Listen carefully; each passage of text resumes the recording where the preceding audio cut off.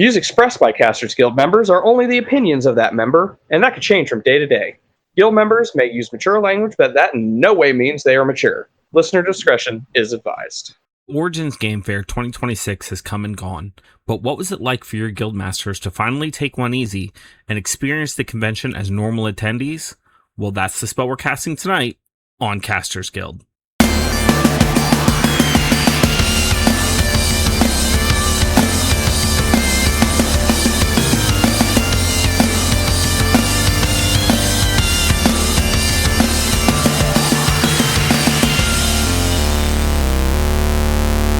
Thank you for tuning into this episode of Casters Guild. I'm your Guildmaster Rick Perry, and I have deodorant on my thighs. And I'm your Guildmaster Baron Kane, and I am peppy and full of energy. And we are here at Origins Game Fair 2026, and you know I'm at a convention when I have deodorant on my thighs. Yeah. I mean, if anybody doesn't know why, it's because, we don't want to set our, inner thighs on fire. Because chub rub is real. Yeah. So you may be used to our Origins content from the past couple of years, and we just want to say up front, it's going to be a little different this year. We ain't doing it. No, I mean, we're doing content, but we're not doing a normal. Right. It's going to be a little different this year. We're still going to have a few interviews for you, a couple that we're going to do ourselves, a couple that are going to be done by some voices that you might be used to, but maybe not used to hearing every episode. Yeah. We're going to be more talking to some people who are attending the convention instead of just the vendors and people who are here to, push their product. Yeah. And let me tell you, I can't wait for this con to get going so we can get started on all this. We've got plenty of games set up that we've signed up for and we're going to play. Yep. Lots of other different activities, paint and takes. Yep. Is there anything? No, paint and cakes. Oh, yes, that is correct. There's a paint and cake. What are you most excited for, Baron? I would have to say, realistically, I am excited for the 9th level game experience that we're going to be having, because I'm getting to play 3 different games from 9th level games. WrestleMania, Kobolds Ate My Baby, and Mazes, which I haven't played 2 of those. But I'm also looking forward to the paint and cake, because it's done by Cosplay Deviants, so... I am honestly just mostly looking forward to walking the convention floor without stopping at every booth and harassing them for an interview. This guy. Yeah, me too. Yeah, let me take the high road like he did. Yeah, me too. Because it's just not something I've done here for a while. Yeah, that's true. I'm especially after last year. Actually, after that first year I did it, the first year I really did it. Yeah, I was just wrecked. And then last year, I was also wrecked, but also exhausted, and just my mind was wiped.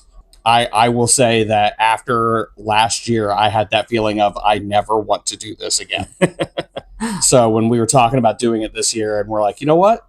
We're going to take it easy. We're going to actually focus on us a little bit and focus on our experience at the con as well as other con goers' experience. And I was like, okay, this is fresh and sounds relaxing, so let's do it. And I want to be clear, we don't regret what we did the previous 2 years. I kind of do. There are just really good content to be had there. We've made a lot of really good friends. And honestly, This year's convention experience is going to be extra good because of the friends we've made, because of all the interviews we've Absolutely. I can't wait to see them. So enjoy the rest of the episode. Look forward to the content we're going to create over the next 4 or 5 days. Yeah, whenever we decide to start recording all of it. And welcome to Origins 2026. We are here with 2 brand new guild members at Origins Game Fair. Please feel free to introduce yourselves. Hi, I'm James Portnow, the founder of Night Crew Games and lead designer on Cyberpunk Legends. Hi, I'm Irene Malatesta, art director for Night Crew Games and Cyberpunk Legends. So tell us a little bit about what you brought with you to Origins, other than the fact that it's my podcast partner's favorite game. So we brought Cyberpunk Legends, which is sort of a co-op adventure card game in the world of cyberpunk, like capital C cyberpunk. But as far as bringing it, I literally flew to Shanghai, got the first copies off the presses so we could have it here. That's pretty awesome. Do you have any big influences or inspirations that you'd like to credit? So I do. Do you want to start, or should I start? I think you should start. We got a few. So for me, when I was growing up, I played a lot of Magic. I grew up in Seattle, so I played Magic when it first came out in Alpha. I actually chose the college I went to because I read all the quotes on Magic the Gathering cards back when they quotes from great literature, and then I would, as a young man, run out to the library, get those books, and I wanted to talk about them with people. So I, went to the college I went to for classics just so I could talk about the things that Magic. And I've known Richard Garfield for a long time, but this was my first design project where he sat down, play tested the game. He gave us some pull quotes for the Kickstarter and all that. And that was like a big life moment for me. I was like, if I could tell my 15-year-old self this, oh my God. I think for me, games are something, well, maybe similar as what they are for you, but a little bit different too. So I didn't play a lot of Magic in school growing up. I do really enjoy board games. I like RPGs, but I wouldn't call myself like a gamer or card gamer at all. Before working on Night Crew Games with James, I had a pretty long career in tech doing marketing and branding. I did creative direction and art direction, but never for games. But after quite a few years, over a decade of doing that and working in tech, feeling disillusioned, burned out, kind of depressed about the direction of the industry and a lot of things, gestures to everything, really looking to do something different that felt more real to me. Getting together with people, playing games that's really meaningful to me. It's real connection, and getting to work with one of my greatest friends who I've known for 100,000 years, also really meaningful to me. So I think being able to work on something that is tactile and real and connects people in real life is so much more important than I can ever. So, and it was amazing. So Irene, the original story here is we're on a call together, and as Irene said, we've known each other for 1,000+ years. And at one point in this call, I was like, how do you feel about taking a 75 pay cut and 75% pay cut coming and working for me and doing some art direction? I was joking, right? Sort of. I wanted this to happen. I wanted this to happen, but there was no way, right? Like a 75% pay cut is ridiculous. And Irene's like, I'm in. Wow. And I was like, all right. I think first you were like, do you know anybody who wants to be an art director? I did say that, but I didn't mean it. I meant I wanted you to do it. Yeah, I mean, it's funny. You can work in tech and make apps, or work in advertising and make ads and make people buy stuff, or you can make art, right? And there's all kinds of different ways to make art. And I feel like I fought making art for a very long time, and I'm very excited to be doing it and with artists to do it.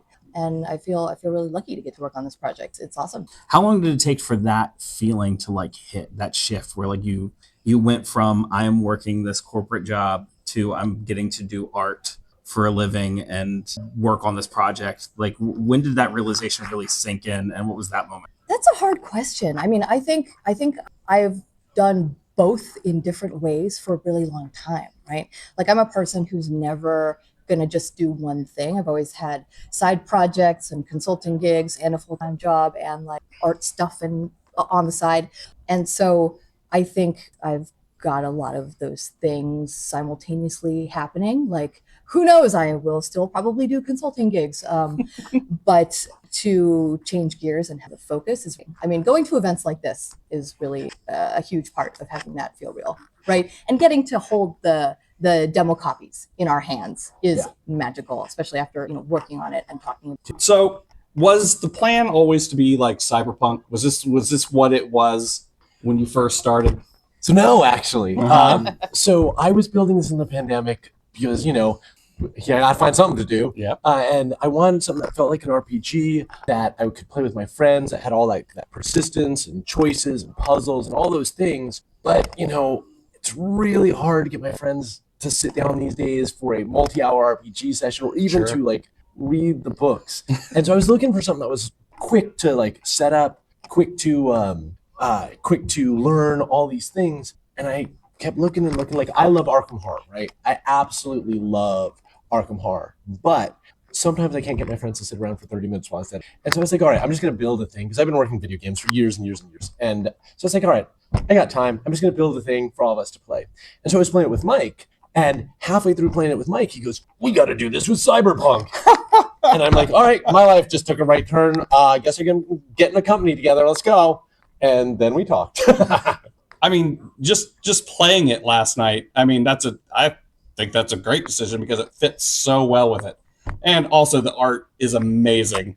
Like one of the things, like when I started out playing Cyberpunk, the art is what grabs you. Yep. And this, everything about like the way the game flows, the missions, the art, everything about it is just screaming Cyberpunk, and it captures it so well. I mean, that's one of the things that we really wanted to do. Like, I love Cyberpunk, right? Like, I've loved it for many, many years. I was thrilled to get to start in 2012, right? The very beginning of the timeline, so we could explore things that we haven't seen necessarily done in some of the other books. And we could go back to all those 80s designs that were so awesome. So we really wanted to, like, honor the source material and at the same time, you know, draw from all the other Cyberpunk influence. You'll see lots of Gibson and Stevenson references and all these other things in there. Because to me, the world of Cyberpunk, being in that world is as important as any of the actions that you're doing in the world, right? Like just living in that space of Night City. And so we really wanted to cut. And I can talk about that on the design side, but you want to talk about it on the art side?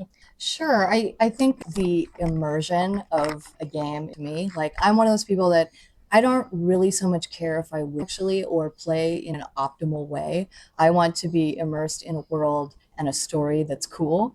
And so obviously I love Cyberpunk, like little c, the genre, right? Because it's so interesting and there's so much depth and so many angles. And I think in the artwork, and we're going to talk about this on a panel discussion tomorrow with the art director, Art Halsorian also.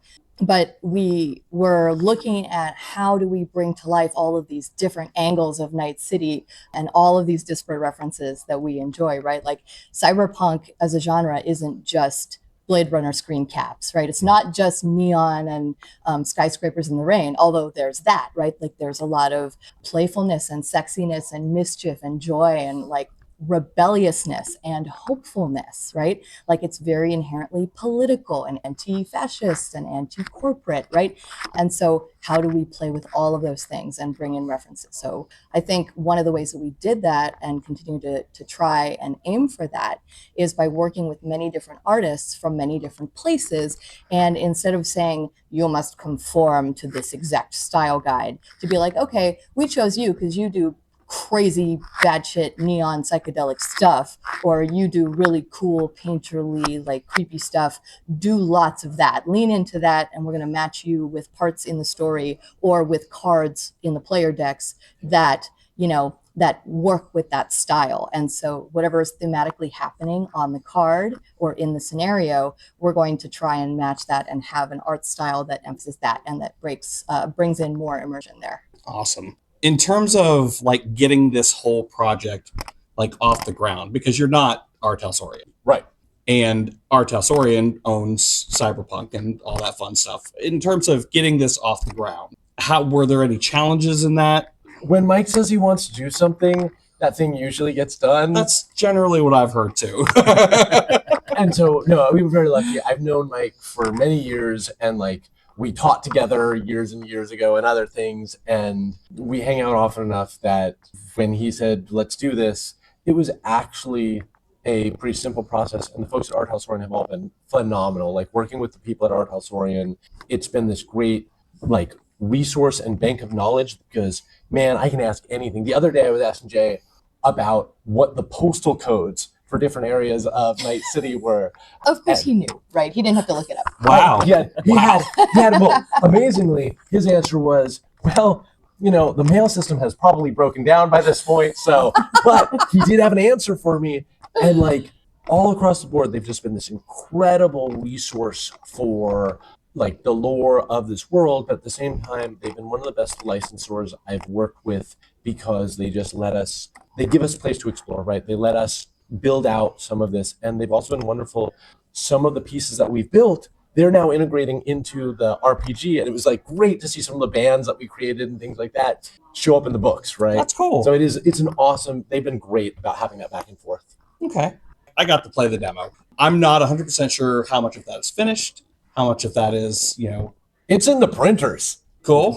So the only difference is like, you probably saw the art popping a little bit less because these were not printed on like the final big printers. I mean, I'll be honest, the art it was hard for me to, like you say it didn't pop. It's like, this is popping. So I don't know if it's going to be popping more later. Oh, yeah. I'm not ready. Yeah. So yes, yes. it's going to look better in the final. That's a print sample that you guys were playing that Wow. you're looking at. Okay. But that makes me extremely happy to hear. So thank you. Yeah. No, it's again, like I was saying, you were talking about immersion and everything.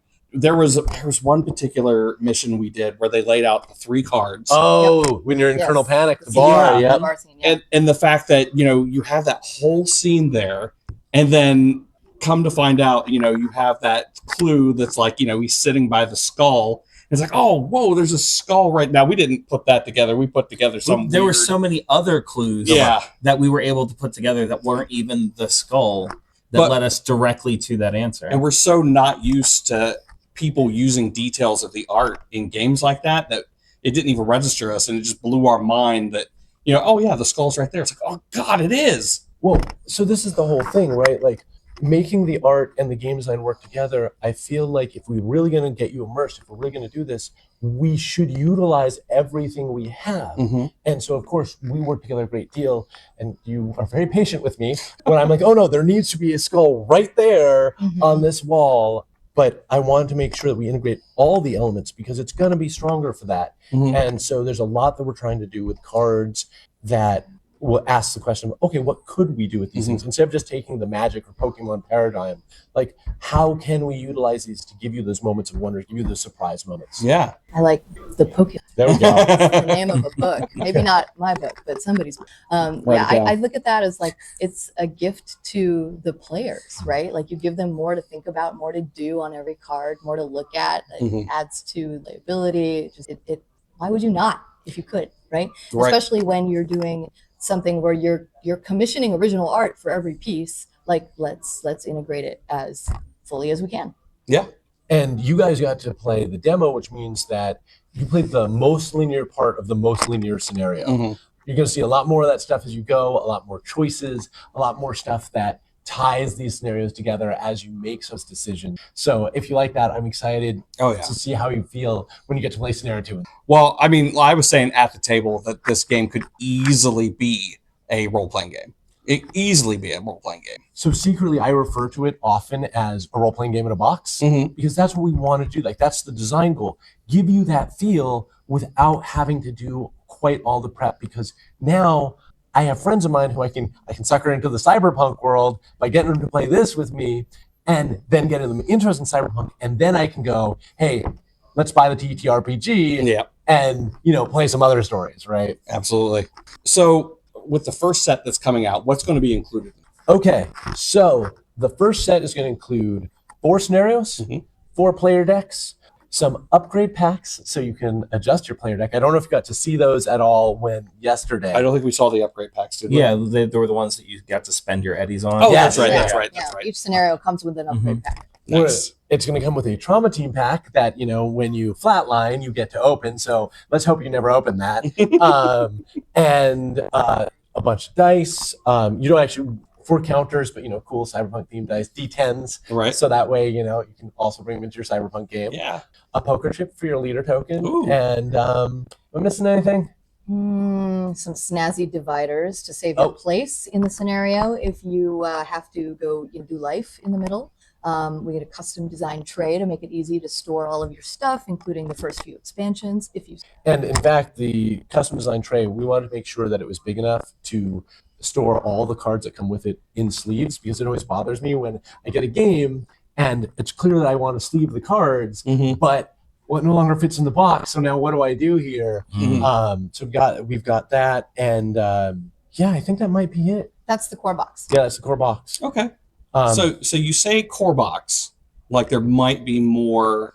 Oh, dude, I have scenario 5. We've been working on the art this week, and we just got some of the art in. I finished the design like a couple weeks ago. This is going to be an ongoing project. We are releasing a new scenario, so a new story every quarter, and we are releasing a new pane every year with like new character classes like that. And little bit of a spoiler. So for any fans who don't want any spoilers at all, but super minor spoiler, when you finish the campaign, the last card of the last deck tells you how to turn it into a roguelike deck builder. So you still have something to do with your cards while you're waiting for me to get another story out. That's awesome. I think I got almost everything. I got one more question for you. All right.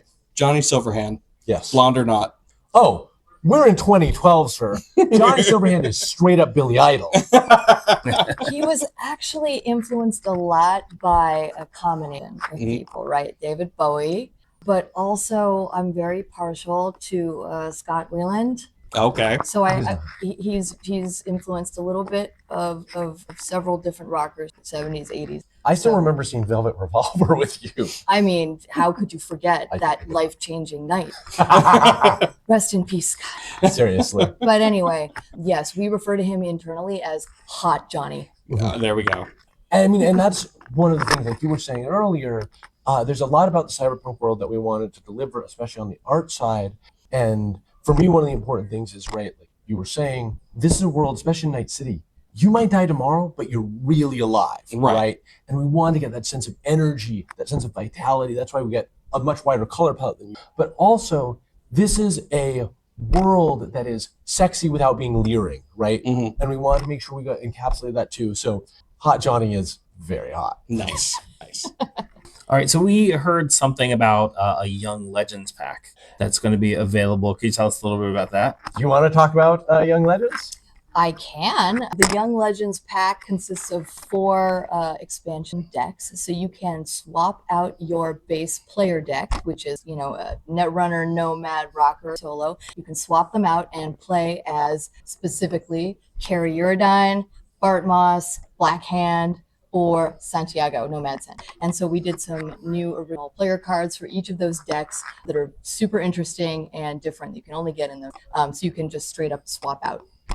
And it was fun on the design side because how the design philosophy behind, in the core game, your basic class can do a little bit of everything. So your rocker, for example, like heals and sets up big moments for people, and your Netrunner sort of buys time for everybody else by shutting down security systems and all this and getting extra turns for other. But they can do a little bit of everything. When we're going for Young Legends, it's 100%. They are absolutely committed to the thing and so it was really fun on the design guide, getting to go full bore into, okay, Uridine is the super rocker, right? And Bart Moss is Netrunner extreme and really not good at hitting things with his fists, right?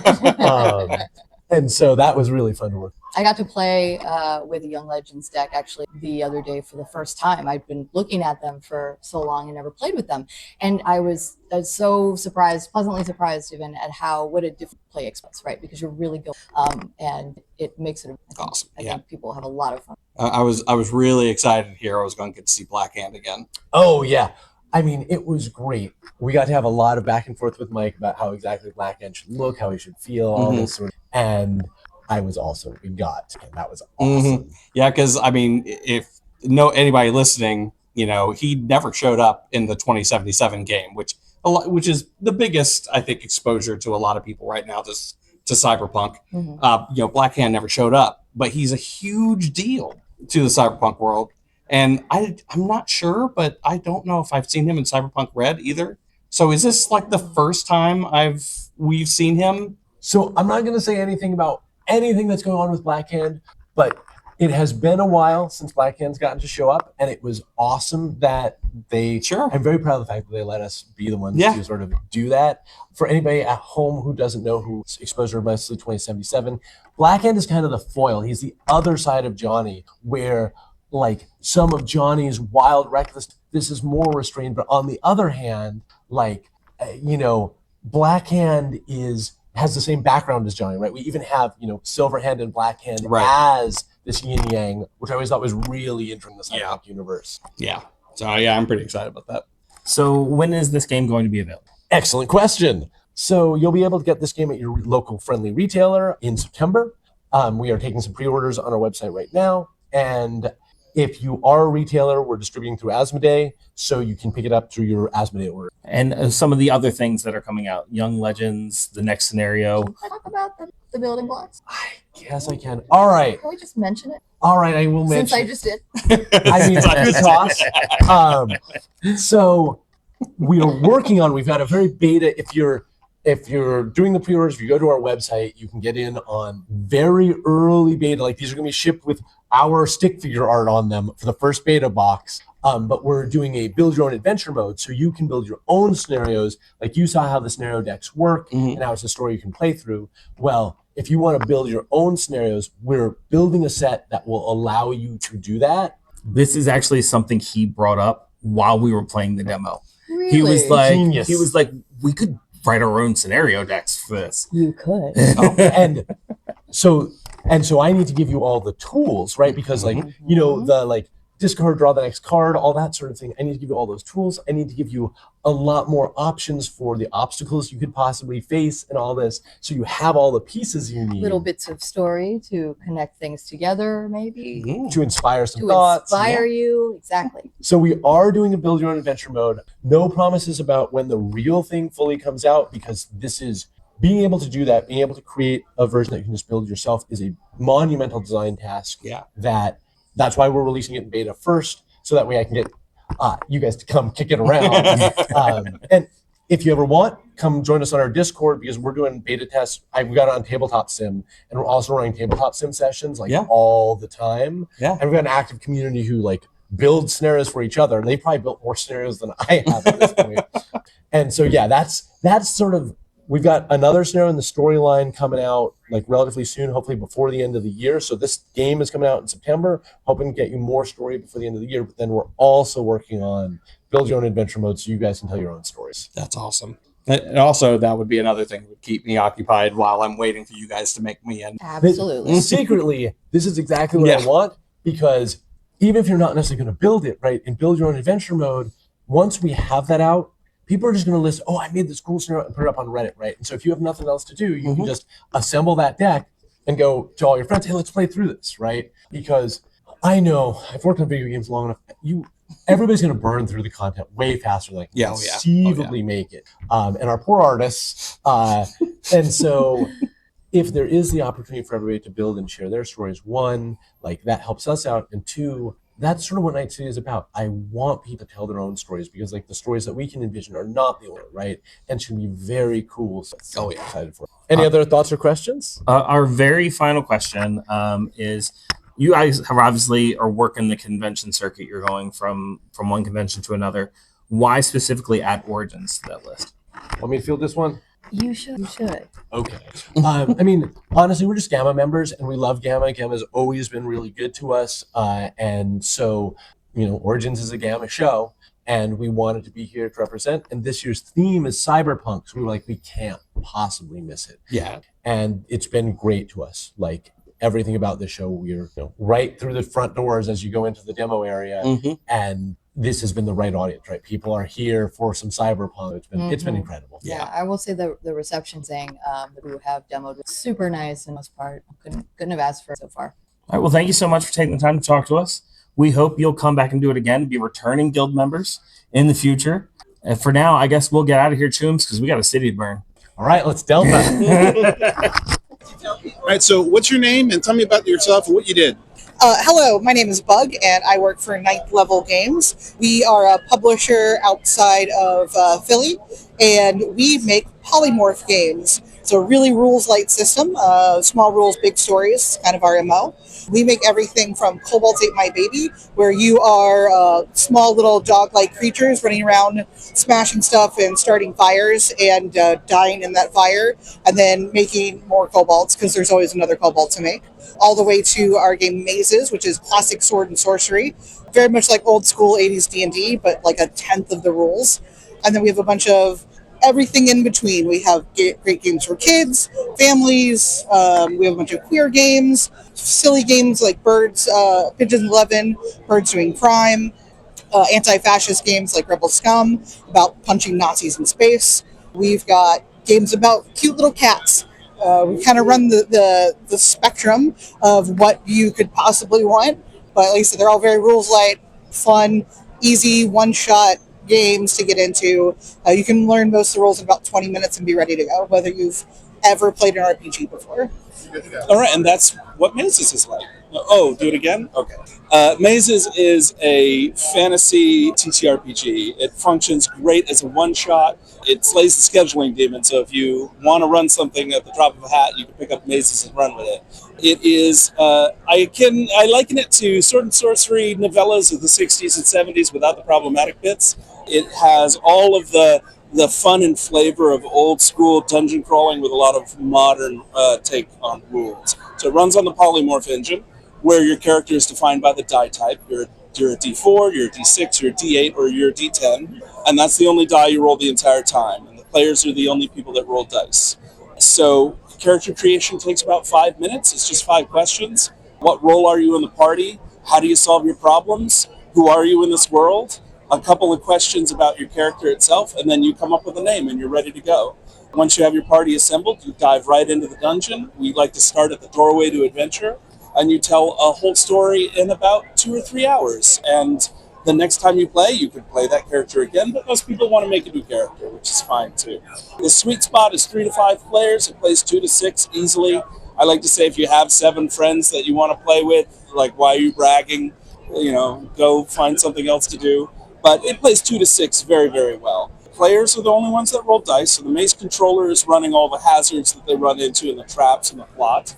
We have a lot of module support for it, but you can write your own modules, and you can convert modules that you have into mazes fairly easily. And yeah, that's mazes. There's some extra stuff in there. It's polymorph, so it runs on a resolver. The 4 words that we use are books, boots, blades, and bones. And depending on what you're tested on, you're shooting for a specific number. So books is a 2 or a 3, boots is a 3, 4, 5, blades is a 4, 5, 6, 7, and bones is 5, 6, 7, 8, 9. And you're told, okay, I want to jump over this pit, so I'm going to roll boots. I'm going to roll my die, whatever it is, and if I get a 3, 4, 5, I succeed. And there's a few extra little corner case rules to handle some situations, but that's the majority of it. It gets the mechanics out of the way while still being present, a little bit of crunch, and puts a lot of the narrative flow and the narrative choices on the player side of things. Takes a lot of the narrative load off of the maze controller, lets them focus on making sure that the story is going to be fun and engaging for everyone. Courtney, I work for ChessUp, the smart electronic chessboard that is officially sponsored by chess.com. So it's the only board that you can touch your pieces and see all of the available moves and the strength of each move. And then you can also play online matches with people across the globe using the chess.com integration. Wow, that's quite amazing. Yes, it's very, very smart. You can see over here people are touching pieces, figuring out how they move, and then leveling up as they play. Wow, that's far more expected. It's crazy. How long has this been around? So this is actually the second iteration of ChessUp. The first one was done back right during COVID. This is actually the second one. The first one was on Shark Tank though, which is what a lot of people remember. Okay. Yeah. Never did watch that. Well, that's really interesting. That's actually really cool. Thank you very much. Of course. Thank you. We are Grimdark, Ohio, so I am the daughter of Derek, who runs this. This is a kind of passion project game that he's been working on for about a year now. He has 5 factions in it. It is a skirmish game called The Deep Between. There's a little bit of gameplay stuff out right now, but mainly we have all of the models out. 2 main factions that are being played right now are the Iterax and the Vase. You can find him on Instagram, Facebook, a few other platforms. GameFound is now live as well. So came up to this convention, been at 2 other conventions, Adepticon and CincyCon, and it's basically all. Hi, I'm Jen, and I'm with Black Oak Workshop today.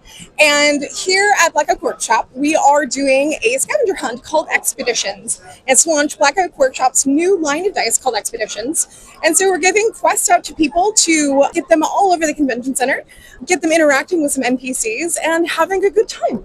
All right, Baron, so we have both been doing things all throughout this con. However, there are 2 games that you've signed up for that I've not joined you for, and I'd love to hear more about.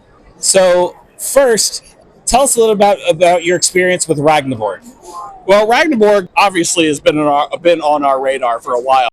Erica is a guild member. She's been in for a while, and we've been looking at it for a long time. And I know one of the things you said you really wanted to do when coming to this convention, right, was play Ragnarborg. Well, specifically, it was when we were originally talking is I want to play board games, but then it was just like, but if I'm going to play a board game, I want it to be Ragnarok. So Ragnarok is a Viking setting. The sun and the moon have been eaten. There is no light except for ones that have been artificially or magically provided. The earth is freezing over. Everything is dying. It's a very Borg situation.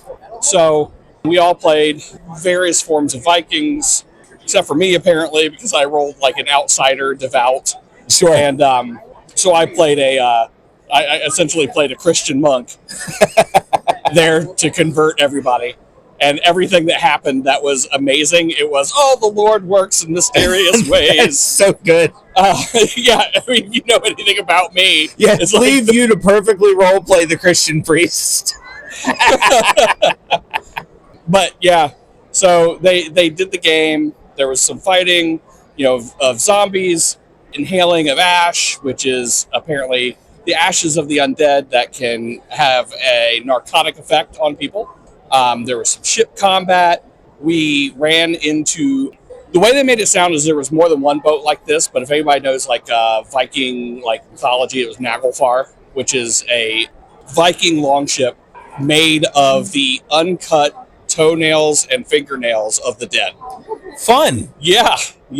Also filled with undead people, undead puppies, and a giant, essentially, Souls type boss. Fantastic. So yeah, no, it was a lot of fun. The people that I was playing with were really into it, and they were really there to help me kind of get the hang of. And I'll tell you what, though, learning the game is so easy. Board type games are so easy. It's a D20 system, right?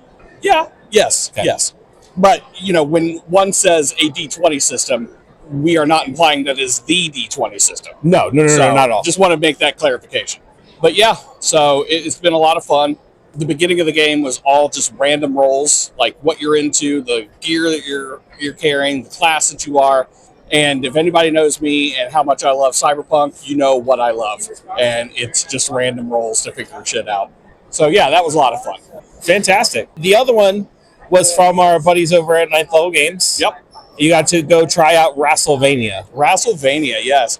I can't remember the rest of the name of it, but it's a pun on Symphony of the Night. Symphony of the Fight. Symphony of the Fight, that's what it was. That's so good. So the idea is Super Dracula is needing to be vanquished, and he is immune to, because he's so powerful, he's immune to like garlic, holy water, steak, sunlight, all that stuff, right? Well, when they were rolling out the list of things that he was immune to, I guess Greco-Roman wrestling was not included in that. He ain't immune to these hands. Right. He is not immune to these hands. So he has to be vanquished by wrestlers. So Fantastic. People outside of Romania have to train and do their things on the indie circuit to become more powerful, and then they go to Romania, which they won't let you in unless you have a name and a stable name. So your stable also has a name. We were the Fleetwood Smacks. I love that. And the only reason why we took that name is because one of the other guys named himself Steely Dan. And we all were just in shock about how good of a wrestler name Steely Dan is. It's fantastic. So we had some fun people. I took Graveyard Dog, which is kind of a play on Junkyard Dog. But I hurried up and put it on there, not realizing that the guy beside me was also going to do a play on Junkyard Dog. I don't know what the fucking odds of that are, but it's crazy. Junkyard Dog was amazing, though, so I guess the odds are pretty good. Sure. So, yeah, we went in there, and we had a dark match, essentially, and it was in a warehouse. The warehouse was dark. Sure. But Dracula, that son of a bitch, had the whole merch table to himself. Oh, that's not cool. Right? Not cool at all. That's not He had cool. the whole merch table to himself. There was no other tables for us to put our merch on. But yeah, so we ended up fighting hellhounds, and then we fought Dracula Jr., which Guild Officer Billy called him Hijo de Dracula Jr., which is such a fun fucking name. Both of yours is more of like a a wrestling kind of thing, right? Theirs was like a Dale Earnhardt Jr. thing because it came out in like racer NASCAR gear, and his stable was the pit crew. So yeah, it was funny. The first time we pinned him, we trapped him in the bleachers and then ripped him in half. Nice. And then the second time we fast forwarded through it because it got to the end. It has a very video game coded kind of thing. Right. And we got to the end and the continue button popped up and we could continue, but we got to speed run the next part because we knew all the bits. So Gotcha. yeah, we ended up beating him there too. So that was fun.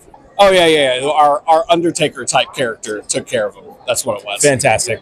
I can't remember his name for the life of me. It was Coffin Jack. That makes sense. Instead of makes Cactus sense. Jack, it was Coffin Jack. So yeah, that was fun.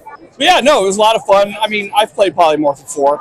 Real easy, real fun. It's not like Kobolds where everybody has the same stats. Yeah. You know, they had the roles where, you know, you were a heavyweight guy, a brawler, a high flyer, or what they say an ace. And I believe like their ace is like their technical wrestlers. Yeah. So real fun.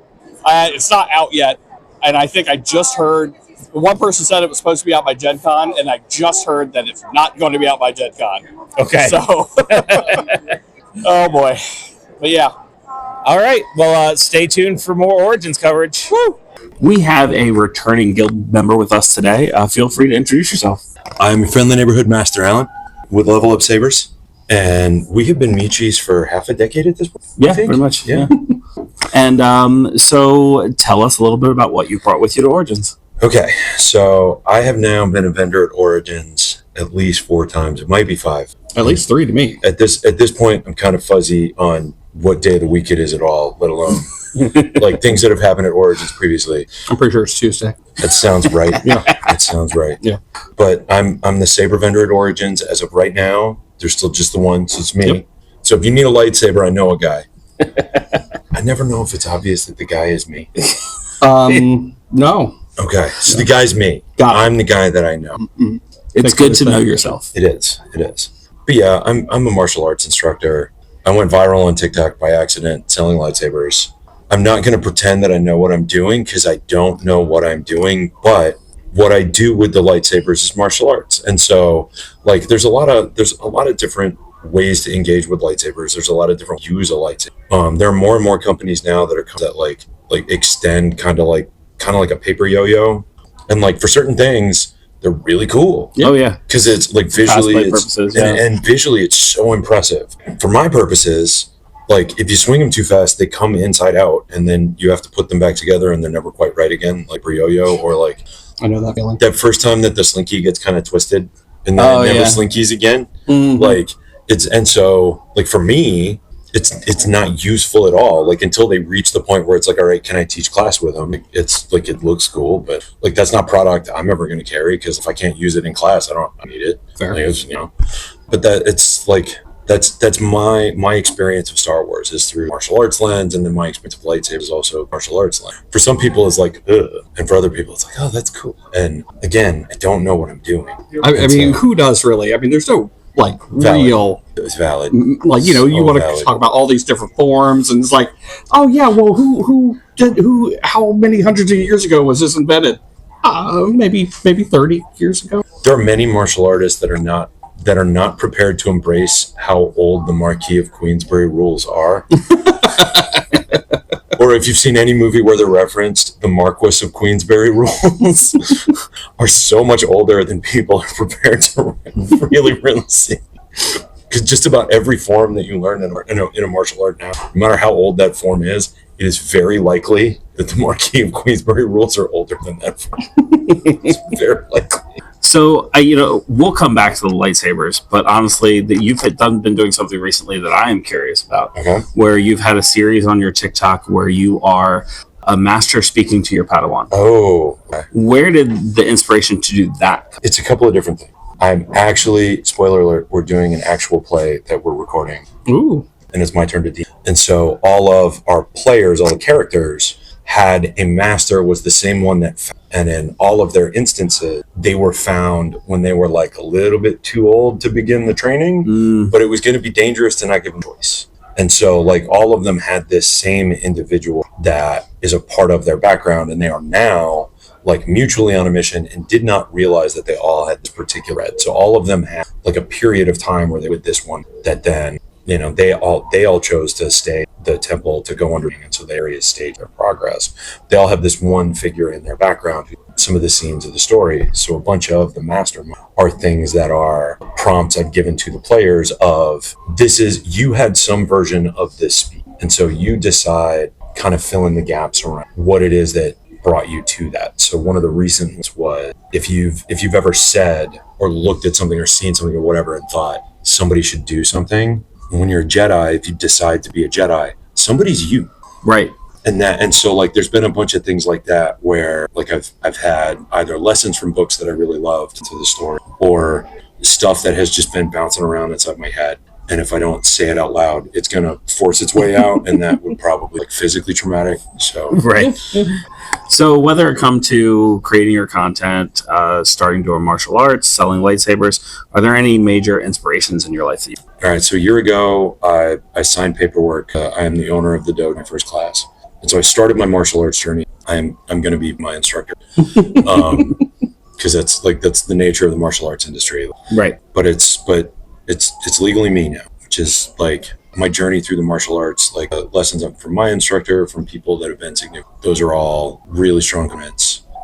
For anybody out there that is a Terry Pratchett reader, Discworld is like hugely influential to me personally. There's so many things from Pratchett's novels that hit me in really good spots.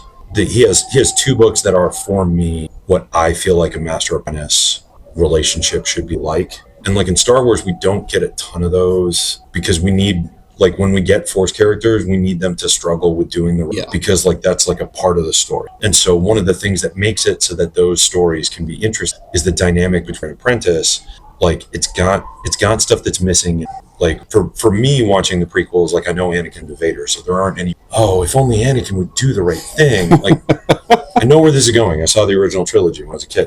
For other people that experience the story more, like they rewatch Revenge of the Sith, and every time they hope Anakin will decide thing instead of do the wrong thing. The two of Pratchett's books, one is called Thief and one is called Half Full of Sky, are like, for me, are really, really great representations. Student that has this something special that they have to be learning with alongside someone who knows a whole lot more about it than them, and they may be or may not be as good as them, but it's the special student and the master that may or may not. And like Thief of Time has stuff like, you know, the master calling the student Golden Boy, like, come on, Golden Boy, like that kind of thing, which like Anakin never experiences that. There's nobody that's like that.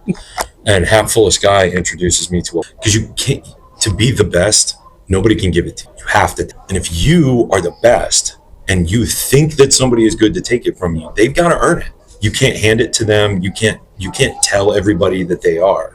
Like they have to show that they have to take it. And if they're not ready to take it, they're not ready to. And that was something that like within that context, because that's what a black belt is. It is a physical ordeal in which you're taking it. You're having to choose to continue through many black belt tests. The people will give you an opportunity to be like, I'm done. I don't want to do this anymore. I'll try again in 6 months. If you're tired, you can just stop. And it's because you have to have the moment we decide to keep marathoners. Like there's the moment where it's just like, I could just stop. I could just go over that little line right there, and I could just be done. Like they'll take me in a golf cart and in order to finish the marathon, to decide. Right. You have any questions? Oh no, I was just thinking about the last time I tried to run a marathon and I stopped at Burger King. It's like, yeah, well, this seems like a good spot. They have milkshakes there. Milkshakes.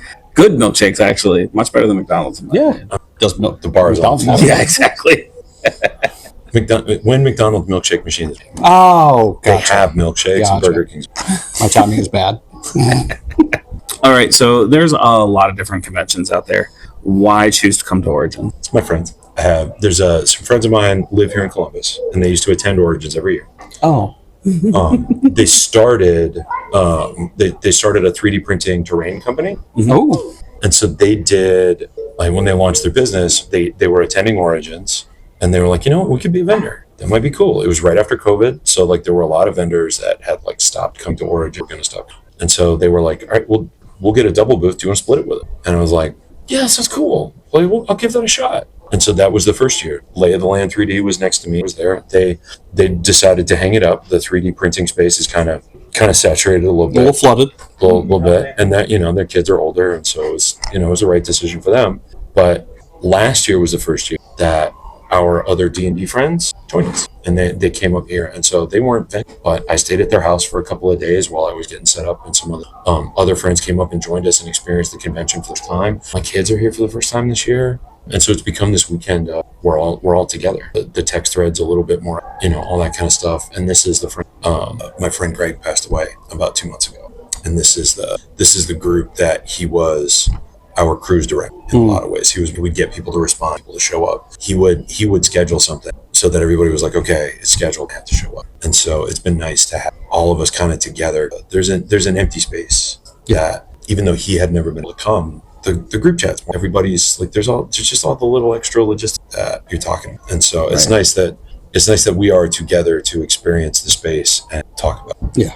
So with your kids being here and your friends being here, is there anything else you're experiencing at the con that you're liking other than just sitting at a booth? I've barely been able to leave booth so far. I'm glad we've gotten to talk a couple of times because I don't think I hardly saw you guys last year. You were so busy. Oh yeah, we overscheduled ourselves last year. And then every time I walk by the booth today, you're just slammed. Well, it's Saturday. Yeah, right? True.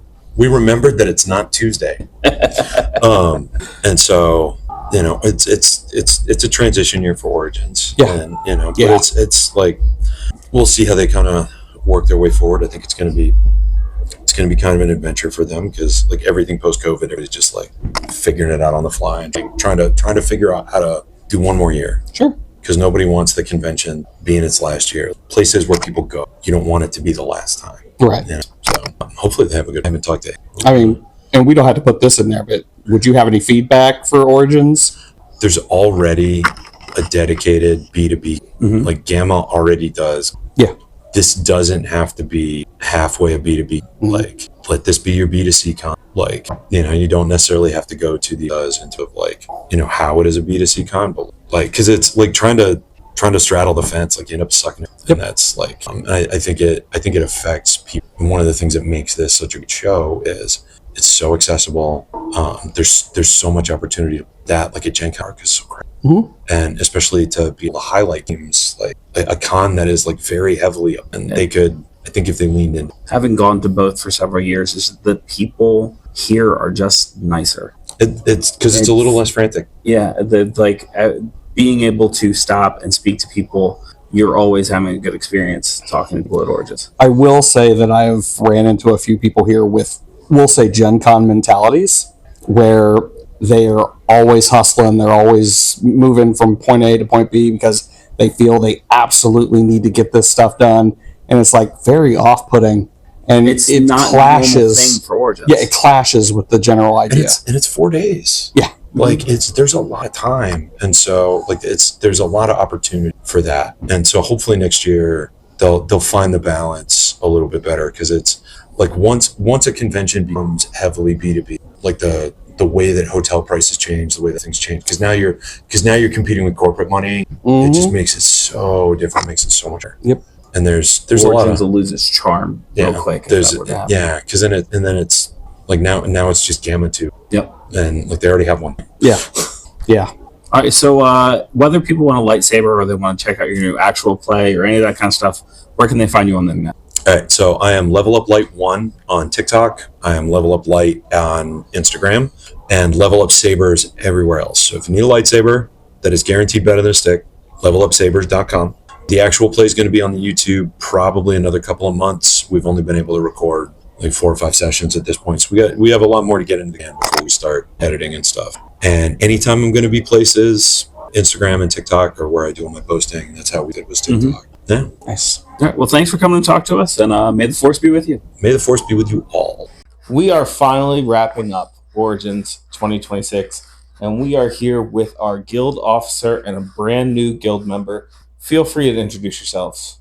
Hello, my name is Guild Gull Billy. I'm not an officer, I'm a gull. For those that know, you know. If you don't know, you can ask me later. Nice. And I am guild member Lisa. It's my very first Origins, and I'm so very tired, but I had such a wonderful time. And from what I understand, this is both of your first time at Origins. This is my first time for a lot of things. The last couple days, 3 days, 4 days, 7 days, 10 days, however long it feels like it's been, I played my first tabletop role-playing game. I got my first set of dice. Thank you, Guild Masters. I appreciate that. Those who have been listening to the podcast for a long time know it is a rule of mine that no one buys their first set of dice. Which I got real close to doing. And then I guess Rick heard what I was doing and he put the stop down on that. But yeah, it's been a really good weekend. Lots of new things. I had a really good time playing a tabletop role-playing game. It was called Mazes. 9th Level Publishing, I believe. Mm-hmm. It was a different experience than anything I've done before. I'm not used to playing a game that involves so much critical thinking, that involves so much outside the box thinking and imagination. The skilled level between myself and you guys is insane. The stuff that you guys are coming up with, I don't know if I should spoil the whole Mazes thing. Because please do. Yeah. I would have never came up with the Voltron beat. That was insane. That was crazy. That was insane. So we're playing Mazes, guys. All right, so we're playing Mazes, and we get into these Iron Eagles, and Guildmaster Baron's like, hey, let's just form Voltron. And we just skip through half this story and just go right to the end. Yeah, literally, yeah. I wasn't expecting all that, but hey, well, if it works, it works. Yeah. It's a good thing we did, because we were technically being timed. Yeah. Because it was a 2-hour game, and they were pretty much like, if you don't make it, you die and you lose. So, and we came in right under the wire. Yeah. I died. You straight up died. Yeah. Got brought back to life. Yep. That's what we do. Yeah. We got you. Yeah, it was a lot of fun. That was my first time playing Mazes. And let me tell you, I have experienced 9th level games under duress before. Right. For Guild Officer Billy to experience his first tabletop role-playing game, his first 9th level game, his first midnight event with a shit ton of people around him screaming, yelling in a dark room with black lights on. I can imagine how overwhelming that was. It was incredibly similar to my 20s. Oh, well. Yeah. And you survived those. I did survive my 20s. Then I didn't really use imagination. I used something else. Sure. We'll just leave it at that. Sure. Yeah. And at least I believe you deserve the same praise, because that list is pretty much the same list of your first, except for yesterday's Kobold Midnight Madness. She got thrown into the Kobold pit, so that helped. And I'm very much an indoor cat. Like, I'm very ooh people. And yeah, I needed a little time after Kobolds yesterday. That's fair. I bet you don't feel the same coming out of Mazes. No, Mazes was... there were a few times that it got a little bit loud, a little bit distracting, but absolutely nothing like Kobolds. I swear I'm going to hear people chanting in my sleep. You will. You will. No, all hail King Torg. All hail King Torg. That was so it's midnight. So it was a lot, but it was worth it. Completely worth it. Well, tonight you came out real strong as our other arm.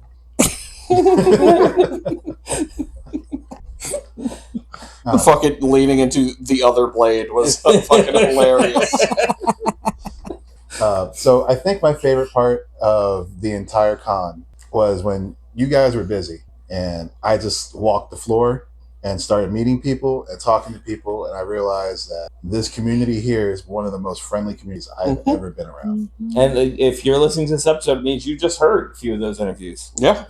I talked to random people on mic. I talked to random people in the meat world in person. I didn't have any negative experiences. One of the biggest things I learned is the stereotype of the gaming convention. It's not true. This place smelled great. Let me step in on that one. I will say, being from the old guard, he's right. Not nary an armpit did I smell. I did not smell one stinky human being. Now, those were true stereotypes at one point in time. Oh yeah, 100%. There's a reason for it. Until we shamed the shit out of those people and told them to wash their asses. And at this con, booths used to give out deodorant Yeah. to people if they could smell them. at this con, they handed out pamphlets on how to wash yourself, when to wash yourself. That's so embarrassing. Yeah. And But it's, you know- exactly. It's embarrassing, and that's what changes people. Yeah. Now, if we have some viewers out there that are obviously struggling with some issues that can't be solved by mere bathing and stuff, I would like to think that this is not directed at you. Oh yeah, this isn't for the one-offs. Yeah. This is when you walk into a room and the entire room smells. Yeah. Exactly. Yeah. If you are the one person, like this kid, you're in a big enough space that can be ignored. But like when you smell it everywhere all the time, it permeates entire rooms and entire convention centers. Well, that's the other thing too. Is back in the day, there were people just sleeping in the hotel lobbies. Yeah. There were people just sleeping in those chairs that you would see just chilling in the in different sections of the hotel. And some people just didn't sleep. Because they couldn't afford the hotels and they would just come here and sleep. Wow. Yeah, it was rough. It was a dark time. I'm glad to see things have lightened up a bit. Yeah. I think that it involved more people kind of coming together. Probably a lot of those people just because, when I couldn't afford to stay at a hotel or afford to go to a con, I just didn't go. That's just the way it is. Yeah, it sucks. Sucks that I can't go do the thing, but that's just how things work. I just didn't go. I think now we have a lot of people in the community that are kind of pulling together, giving their friends, places to stay and, at least a place to bathe. And, I've noticed that a lot more. A lot more people in groups. I don't know if you've noticed that. Yeah, no, that's very true. So, I'm pretty sure that that's what's going on. It's just there's just a lot more people pulling together, just kind of taking care of each other. Yeah. Billy, you gave us your favorite moment, and I like that idea. Lisa, what was your favorite part of this convention? I think that I came into this with a certain idea of what it was going to look like and how it was going to be. And I have to say that it was nothing like I expected. I loved the diversity of everyone here, and everyone is so sweet and so just accommodating. And I love that. Like, I was expecting, just typical, game, nerdy kind of people, but there were young and old, lots of kids, and I love to see the kids. You say that, and you're right. I've seen so many kids, and again, that's not something you saw back in the day. You didn't see a lot of kids coming to this. Yeah. So, and I sat next to a lady with all of her kids, and they were, snacking on sandwiches and snacks that they had packed. And I was just sitting there waiting to meet up with you guys. And she's like, "Do you want anything?" And I'm like, "I'm good, but I appreciate it." And I ended up doing roughly the same thing. As we carry snacks in a bag, and anyone from somebody sitting in a room with me to me going to security and being like, "Hey, do you need a granola bar? You want some trail mix? You all right?" I just think that everyone is so helpful and so giving, and I really, really love that. I really enjoyed the randomness of the Kobolds game, but I think what I'm most excited about is we played a Magic tournament, and I just recently started. Don't give me that face. she was talking to me, viewers, and I think you knew that. And I just started, and I'm not good at all, and ended up in third place. So I am so over the moon that happened. So excited. So that was really long-winded, but No, I love it. Baron, favorite moments? My favorite moment can be summed up in moments. I am overjoyed to be able to walk into a space and see all of these people that we've met over the last couple years and have them recognize us, and have them know us, and welcome us with smiles and sometimes open arms and hugs. I have had to hold back tears several times this weekend as I've become overwhelmed with how many people are like, I remember you. I remember your cards. I'm so excited to talk to you again this year. We are this tiny little podcast with this small listenership, and to know that we've made that kind of impact on at least this community, and that like we are so welcome here, and to know that we've done something that good is a lot. Well, and then on top of that, on a personal basis, I walked by the LARP 3 times. Every time I walked by that LARP, I had someone pop out, different people each time, and know who I am, and come to me with hugs. One guy, I all of them I know, all of them I'm friends with on Facebook or whatever. But I haven't physically seen them in a decade, or I haven't hung out with them in a decade, or whatever. And this, one, I used to LARP with 2 of them. One dude remembers my character from when I was 20. That's like 5 years ago. Like 5 years ago. So long ago. And then 5 long years. And then to be completely rocked off my guard and completely embarrassed to have my friend Sam come and see me, and then we haven't seen each other in a while, and for him to be like, you need to do this because you are such an amazing DM. And that really got me emotional because I've talked to you about this. I've had lots of doubts about my ability to run games because of the bad experiences I've had. So for him to, come up to me and, tell me, how amazing I am and how much he enjoyed, gaming with me and stuff was really unexpected. And, like I said, kind of embarrassing in the best of ways. So, yeah. The fact that you did not once mention Cyberpunk Legends speaks volumes to how much you enjoyed the things you did just mention. Yeah, and even after you bring that up, I'm still sticking with that. Yeah. It's the human interaction. But yeah. But also, Cyberpunk Legends is pretty awesome, so if you get a chance to play it, please try it. You heard, if you listen to this episode, you've heard our interview with some of the creators of that game earlier this episode. You know how much Baron is looking forward to playing it. For myself, I'm going to have to pick something different than the 3 of you just picked, which is difficult because these are all my favorite moments that you guys are naming. So I think if I have to pick something different, I got to give a shout out to Black Oak Workshop. Oh yeah, good job. And the quests that we got sent on. If you go to our Instagram, you can find I did the quest and Guildmaster Baron separately did the quest, and we both did it in slightly different ways. And it gave us an opportunity to go and shout out some of our friends here at the con because we got to, they sent us on quests to take pictures of certain things, and to do different things. And when we took those pictures, we were able to use our friends and tag them in those pictures. It was just a fun experience overall.